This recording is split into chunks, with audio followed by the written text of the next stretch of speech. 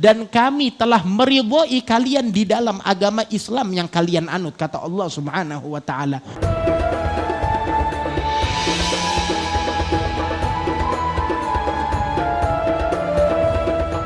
Barang siapa yang keluar dari padang Arafah dan dia mempunyai prasangka bahwasanya Allah Ta'ala tidak mengampuni dosa dia, sesungguhnya prasangka tersebut telah menjerumuskan dia kepada dosa yang paling besar, masuk daripada pintu kabair wal iyadu billah.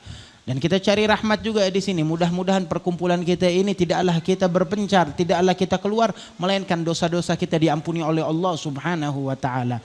Itu Imam Haddad mengatakan, wa fi arafatin kullu dzambin mukaffarun wa mughtafarun minna bi rahmati ghafiri. Itu di padang Arafah, kata Imam Abdullah bin Ali Al-Haddad, setiap dosa-dosa diampuni oleh Allah Subhanahu wa taala. Dosa-dosa bukan hanya diampuni tetapi dirubah menjadi apa? Menjadi hasanat, menjadi pahala dari Allah Subhanahu wa taala. Dan ini dia, kita punya dosa banyak. Umur kita lalai di dunia ini, umur kita habis di dunia di dalam keghaflahan, di dalam kelalaian, jauh dari Allah Subhanahu wa taala. Alhamdulillah kita masih bisa berzikir. Itu pun zikirnya kita ya begini. Kadang kita berzikir, kadang kita lalai. Kadang kita sholat, kadang kita terlambat. Kadang kita dalam ketaatan, kadang kita dalam kemaksiatan. Akan tetapi setiap dari kita mengetahui bahwasanya tidaklah ada yang bisa menyelamatkan kita dari solat kita, dari keghaflahan kita, melainkan rahmat kasih sayang dari Allah Subhanahu wa taala. Dan ini tempat untuk kita mencari rahmat tersebut. Perkumpulan ini tujuannya adalah untuk mencari pengampunan dari Allah Subhanahu wa taala. Dan alhamdulillah enggak kerasa momen yang dari kemarin kita bangga-banggakan sudah habis. Yang Allah Ta'ala banggakan, yang Rasulullah banggakan kepada umat Islam sudah lewat. Momen apa? Momen untuk kita berzikir, untuk kita saling beramal soleh. Sebab dikatakan, ma min ayyamin al-amalu soleh fihinna hab ilallah min ayyamil ashr. Tidaklah suatu amal kebaikan yang diamalkan dan dicintai, disukai oleh Allah, melainkan diamalkan di 10 hari ini. Ini udah habis 10 hari. Amal soleh kita besok jadi biasa lagi udah. Jadi biasa lagi, udah hilang 10 hari tersebut. Terus gimana? Apakah ada perubahan di dalam diri kita? Ada bekasnya gak amal soleh yang kemarin disukai oleh Allah? Ada bekasnya gak? Keluar dari bulan ini, dari 10 hari ini, ada bekas yang kelihatan atau enggak? Kalau enggak ada bekasnya, wal'iyadzubillah, berarti percuma kita beramal. Akan tetapi mudah-mudahan Allah Ta'ala perlihatkan bekas tersebut.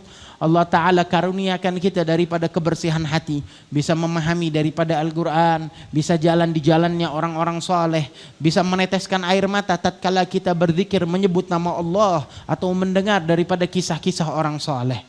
Dan alhamdulillah malam ini adalah malam hari raya Idul Adha.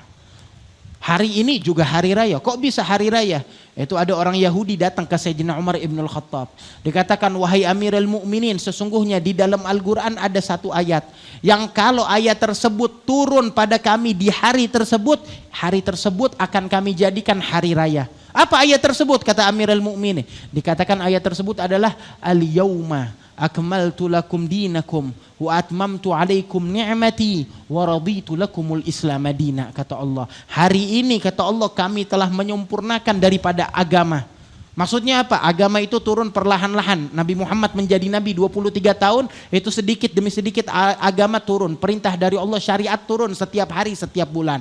Dan ini kata Allah di ayat terakhir ini, di hari ini kami telah menyempurnakan agama kalian dan kami telah meridhoi kalian di dalam agama Islam yang kalian anut, kata Allah Subhanahu wa taala. Kata Sayyidina Umar, saya tahu hari tersebut. Hari apa? Yaitu adalah hari Arafah. Pas hari Jumat, hari Arafah di tahun terakhir pada saat Nabi Muhammad pergi haji. Itu Rasulullah di hari Arafah tersebut, kebetulan hari Jumat, beliau berkhutbah khutbatul wada dan menyebutkan turun ayat tersebut dan Rasulullah bacakan. Maka kata Sayyidina Umar, saya tahu itu adalah hari yang mulia, hari yang agung, yaitu adalah hari raya juga. Selain hari raya Idul Fitri dan juga Idul Adha. Alhamdulillah, kita hari ini hari raya, besok juga hari raya. Tetapi dikatakan oleh ulama, hari raya yang kita tunggu-tunggu bukan hari raya yang besok atau yang kemarin udah lewat Idul Fitri. Tetapi adalah dikatakan laisal id liman labisal jadid walakinnal id liman ta'atuh tazid. Bukan hari raya bagi mereka yang mempunyai baju yang baru atau masuk hari raya, enggak, tetapi hari raya adalah yang ketaatannya bertambah. Besok tambah taat berarti besok hari raya, hari yang mulia. Wahakadha. Jadiin setiap hari kita adalah hari raya, hari yang mulia.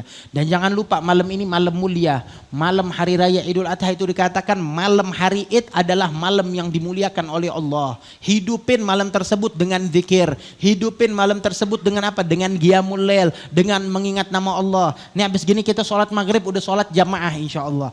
Isyanya jangan lupa berjamaah. Subuhnya jangan lupa berjamaah, itu paling minimal kita menghidupi malam hari raya dengan itu sholat jamaah, itu paling minimal. Kalau mau dilebihin tambahin sholat witirnya, tambahin takbiran kelilingnya, tambahin banyakin zikir, tambahin banyakin ngaji Al-Quran. Kalau bisa khotmin Al-Quran alhamdulillah. Wahakadha. Dan jangan lupa besok hari raya Idul Adha untuk menjalankan sunnah-sunnah yang diperintahkan oleh Rasulullah sallallahu alaihi wasallam.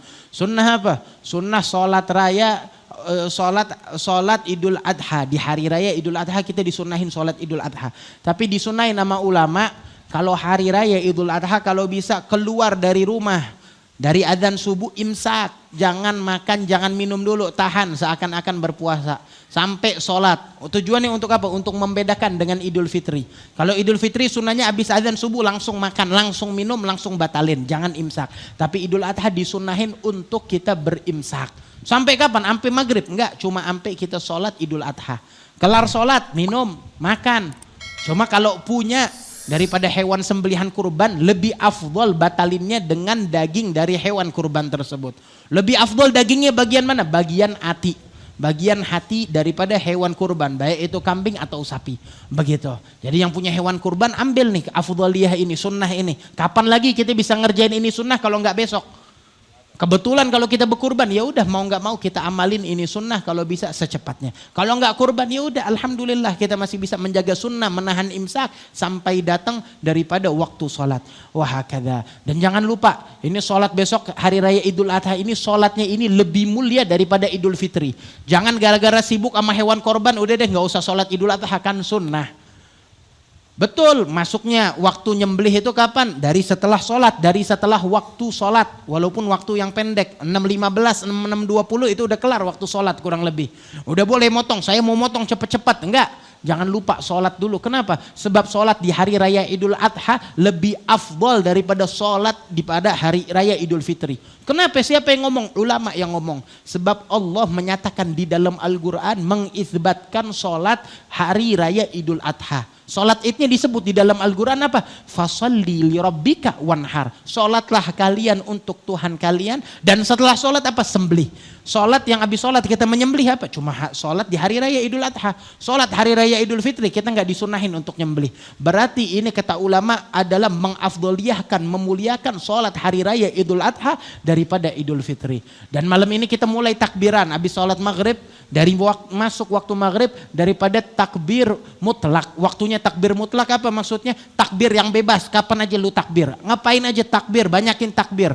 Mau kelar sholat, habis makan, sebelum makan, mau tidur, banyakin takbir. Jalan di jalanan, banyakin takbir.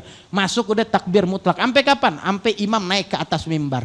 Imam naik ke atas mimbar, habis waktu takbir mutlak, tinggal takbir mugayyad. Yang dari subuh tadi udah kita baca. Setiap habis sholat, takbiran. Habis sholat zuhur, takbir. Habis sholat asar, habis sholat sunnah kita takbiran. Sampai kapan takbir mugayyad? Sampai hari tasyrik terakhir, sampai hari minggu, habis asar baru habis daripada takbir mugayyad tersebut. Wahakadha. Insya Allah kita bisa amalin afdaliyah tersebut daripada zikir kita, daripada sholat kita, dan mudah-mudahan Allah Ta'ala menjaga daripada sana keluarga kita, family kita, orang-orang yang dekat dengan kita, tetangga keluarga kita yang sedang pergi haji, mudah-mudahan kembali ke tanah air dalam keadaan sehat, afiat, dan juga Allah Ta'ala kembalikan mereka bersama kita dalam keadaan lebih baik lagi, dan Allah Ta'ala berikan keberkahan tersebut kepada kita juga, kepada keluarga kita yang tidak pergi, mudah-mudahan bisa pergi haji, amin ya rabbal alamin.